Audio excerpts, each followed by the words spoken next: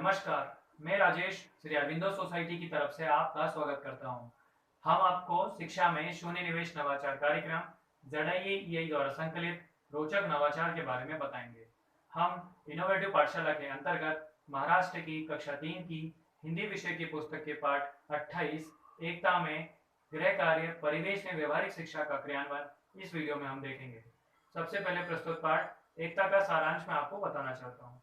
प्रस्तुत पाठ में बताया गया है कि एकता में बल होता है, इसके बारे में जानकारी दी गई है। आइए हम बात करते हैं नवाचार की नवीनता के बारे में। गृह कार्य नवाचार जब क्रियान्वित किया जाता है तो शिक्षक कॉन्सेप्ट से संबंधित जो वर्तमान परिवेश में बदलती हुई परिस्थितियों के हिसाब से आसपास के परिवेश को ध्यान में रखते हुए शिक्षक छात्रों को गृह कार्य देते हैं, जिसे शिक्षक जो देते हैं गृह कार्य देते हैं वैसे छात्र घर जाकर अपने अभिभावकों की मदद से इसे पूरा करते हैं, जिससे कि वे वर्तमान परिवेश में बदलती हुई परिस्थितियों के हिसाब से विषय की समझ को बेहतर कर सकते हैं, कॉन्सेप्ट की समझ को बेहतर कर सकते हैं। आइए हम बात करते हैं नवाचार के क्रियान्वयन के बारे में।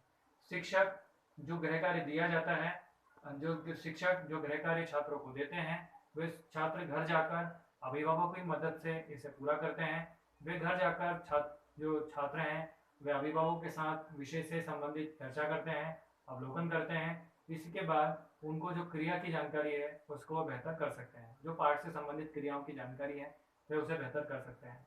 आइए हम बात करते हैं नवाचार के क्रियान्वयन के अवधि के बारे में। तो ये मात्र 30 मिनट की होती है। यदि बात की जाए पूर्व प्रबंधन की तो प्रस्तुत पाठ एकता से संबंधित जो तालिका भरने के लिए दी जाती है उसकी व्यवस्था छात्र शिक्षकों को करनी होती है, जो छात्रों के लिए दी जाती है।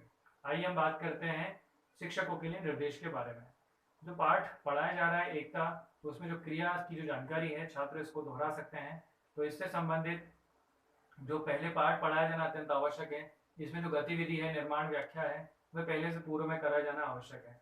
शिक्षक छात्रों को निर्देश देते हैं और कहते हैं कि उन्हें घर जाकर अपने अपने जो घर में जो सदस्य हैं जैसे कि माता पिता भाई बहन, उनकी वे किस प्रकार से मदद करते हैं, तो इस बारे में उनको जानकारी लेकर आनी है। जो जानकारियां लिखकर वो लेकर आएंगे उन्हें अपने शब्दों में लिखकर लेकर आनी है और अभिभावकों से केवल पूछना है और उनकी निगरानी में इसे पूरा करना है। तो जो तालिका दी जाती है उसमें ऊपर विद्यार्थी का नाम होता है, एक कॉलम में घर के सदस्यों का नाम और दूसरे कॉलम में उनको बताया जाता है कि आप पूछा जाता है उनसे कि आप कैसे उनकी मदद करते हैं। तो इस तरीके की जानकारियाँ पूरी भरने के बाद छात्र उसे अभिभावकों की मदद से उसे पूरा करते हैं और उसे जो वर्णित जानकारियाँ होती हैं उसे विद्यालय तक लेकर आते हैं और विद्यालय में वह सारी वर्णित जानकारियाँ सुनाते हैं, जिससे कि सभी छात्रों को की समझ, विषय की समझ बेहतर और विकसित हो पाती है। क्योंकि सभी विद्यार्थी गृह कार्य पूरा कर लेकर आते हैं और वो भी सभी अपने अभिभावकों की मदद से इसे पूरा करते हैं, जिससे कि विषय की समझ बेहतर होती है। आइए हम बात करते हैं नवाचार के क्रियान्वयन से प्राप्त होने वाले प्रतिफल के बारे में। कही जा रही बात कहानियों, किस्सों, कविताओं के बारे में जो छात्र हैं उसे ध्यानपूर्वक सुनते हैं और कहीं ना कहीं उसका रिस्पॉन्ड करते हैं, उसके बदले में उसका प्रति उत्तर भी देते हैं। वह सांकेतिक तौर पर भी हो सकता है, मौखिक तौर पर भी होता है। इसी के साथ साथ जब संज्ञा, सर्वनाम और शब्दों की पुनरावृत्ति होती है तो छात्र उसे भी देखते और समझते हैं और उसके बारे में उत्तर भी देते हैं। तो अपूर्ण विराम और अल्प विराम भी जो आते हैं उसे भी वे ध्यानपूर्वक देखते हैं। NCF 2005 में बच्चों के जो अनुभव है, उनकी जो आवाज़ है उसको प्राथमिकता दी गई है। इसीलिए ये जो नवाचार जब क्रियान्वित किया जाता है तो इस नवाचार में इन सभी बिंदुओं का भी ध्यान रखा जाता है। विशेष आवश्यकता वाले छात्र धीमी गति से सीखते हैं, तो जब एक एक करके सभी छात्र आकर अपने अपने अनुभव बताते हैं तो उससे भी विशेष आवश्यकता वाले छात्र भी जो उनकी कॉन्सेप्ट की समझ है वह बेहतर और विकसित हो पाती है।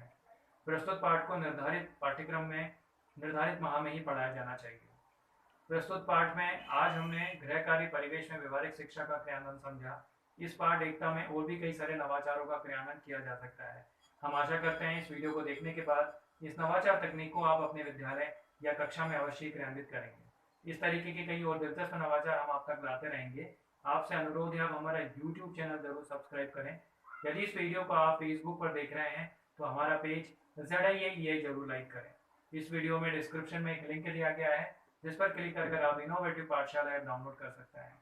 इस वीडियो को देखने और लाइक करने के लिए आपका बहुत बहुत धन्यवाद।